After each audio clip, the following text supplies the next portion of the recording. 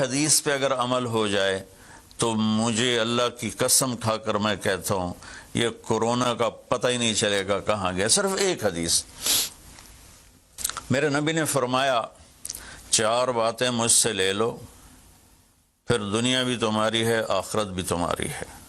4 اذا کانت فیک، 4 باتیں لے لو مجھ سے، پھر دنیا بھی تمہاری ہے آخرت بھی تمہاری ہے، تمہیں کوئی ٹیڑھی آنکھ سے نہ دیکھ سکے گا، تمہیں کوئی نقصان نہ پہنچا سکے گا کہ تمہارے رب کا سایہ تم پہ چھا جائے گا۔ تو 4 باتیں کون سی ہیں؟ صدق و حدیث، ہمیشہ سچ بولنا، جھوٹ نہ بولنا۔ اب مجھے بتائیں، سارے یہ اینکرز بیٹھے ہیں، سارے ہمارے وزیر اعظم بیٹھے ہوئے ہیں، ہم کتنا جھوٹ بول رہے ہیں، ہم کس قدر جھوٹی قوم ہیں۔ ہم اس جھوٹ کے ساتھ اللہ کی بارگاہ میں کوئی مقام نہیں لے سکتے۔ تو میرے نبی نے پہلی بات فرمائی صدق و حدیث، سچ بولنا۔ دوسری بات فرمایا حفظ و امانت، کبھی کسی کو دھوکہ نہ دینا۔ یہ میرے نبی نے فرمایا میرا امتی ہر گناہ کر سکتا ہے، 2 کبھی نہیں کرے گا، ایک جھوٹ کبھی نہیں بولے گا، ایک دھوکہ کبھی نہیں دے گا۔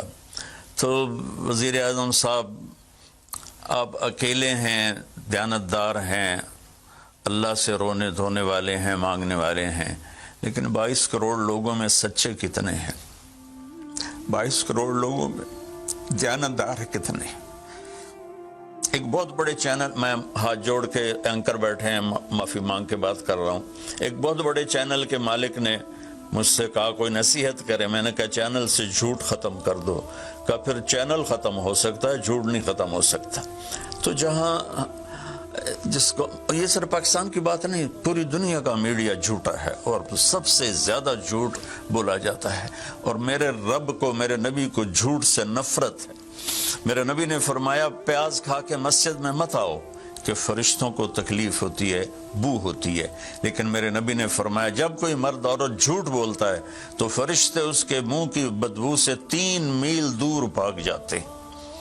تو جھوٹ اور خیانت کے ساتھ ہم کسی آفت کا مقابلہ نہیں کر سکتے۔ آپ نے فرمایا صدق و حدیث، حفظ و امانت، سچ بولنا چاہے جان چلی جائے، اور دھوکہ نہ دینا۔ مسلمان کسی کو دھوکہ نہیں دیتا ہے۔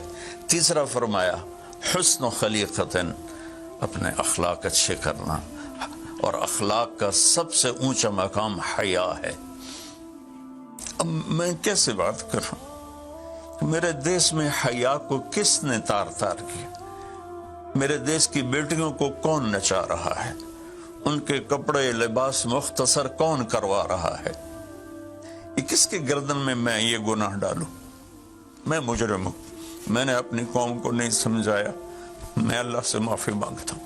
لیکن جب مسلمان کی بیٹی بے حیائی کی طرف چل پڑے اور نوجوان بے حیائی کی طرف چل پڑے تو اللہ کی رحمت، سب سے زیادہ عذاب قوم لوط پر آیا کہ وہ بے حیائی میں ساری باؤنڈریز کراس کر گئے تھے، تو اللہ تعالیٰ نے ان پر 5 عذاب بھیجے۔ 5، کسی قوم پہ 5 عذاب نہیں آئے، ایک ہی عذاب آتا تھا، ان پر 5 عذاب آئے۔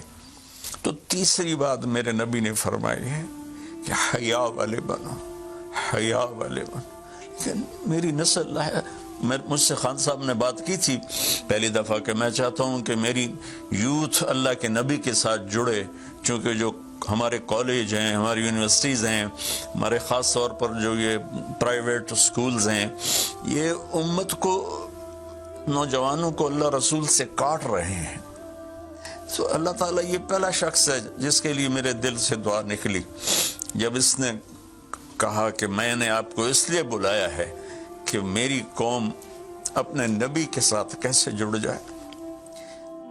میں کیا بتاؤں، جب تک اس بے حیائی کو نہیں ہم روکتے، اور کوئی روک نہیں سکتا ہے، اندر سے نیت نہ ہو۔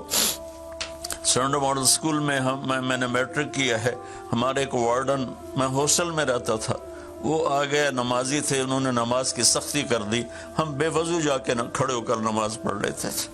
بے وضو، کیونکہ ڈنڈا انسان کو انسان نہیں بناتا ہے جب تک انسان اپنے من میں ڈوب کر پا جا سراغ زندگی۔ تو اگر میرا نہیں بنتا نہ بن، اپنا تو بن۔ یہ تو اپنے اندر دل دریا سمندروں ڈوگے کون دلاندیاں جانے ہو، وچے بیڑے وچے جھیڑے وچے ونج مہانے ہو۔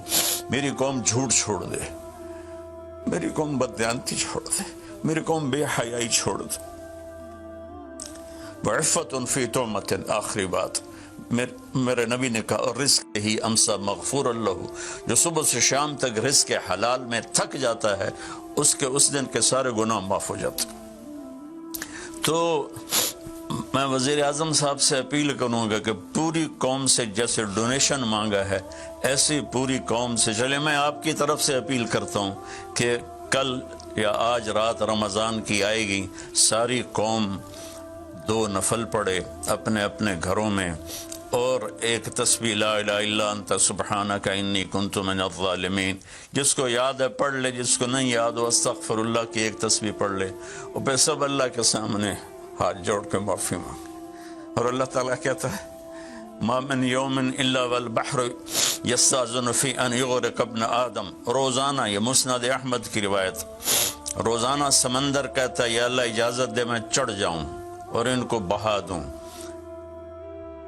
والارض تستاذن فی ان تبتلعہ، زمین کہتی ہے اللہ مجھے اجازت دے میں ان بے حیاؤں کو نگل جاؤں، ان جھوٹوں کو، ان بدماشوں کو، اس مافیا کو میں نگل جاؤں۔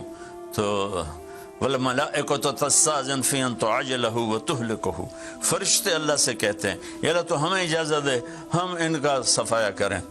میرا اللہ کہتا ہے دعو عبدی فانا عالم بعبدی منکم، جاؤ جاؤ اپنا کام کرو، یہ میرا بندہ ہے اور میں جانوں میرا بندہ جانے۔ ان کان عبدکم فشانکم بہی، تمہارا بندہ ہے تو مار دو، ان کان عبدی فمنی ولی منی ولی عبد، اگر میرا ہے تو میں انتظار کروں گا، میں انتظار کروں گا۔ پچھلی قوموں میں ایک طوائف نے کتے کو پانی پلایا تو اللہ نے اس کی بخشش کر دی، معاف، ہم تو مائل بکرم ہیں، کوئی سائل ہی نہیں، کوئی مانگنے والا تو ہو۔ ان 4 چیزوں نے ہماری ہر چیز بکھیر دی، توڑ دی۔ کسی بھی قوم کے لیے جھوٹ، بددیانتی، بے حیائی اور رزق حرام یہ ان کو تباہ و برباد کر دیتا ہے، اور کوئی قوم سچائی، دیانتداری، پاک دامنی اور رزق حلال پر ہوگی تو اللہ کا سایہ ان پر چھا جائے گا، اور دنیا کی کوئی طاقت ان کی طرف آنکھ اٹھا کر نہیں دیکھ سکتی۔ ہم تو اجڑے چمن کے مالی ہیں، عمران خان کو اجڑا چمن ملا ہے، کہاں تک آباد کر سکے گا، اللہ اس کی مدد کرے۔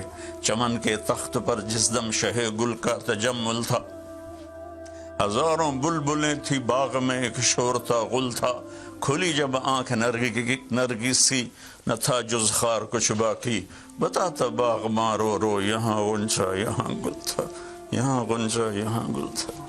ابھی عمران صاحب نے یرموک کی اور قادسیہ کی بات کی، کتنے تھے؟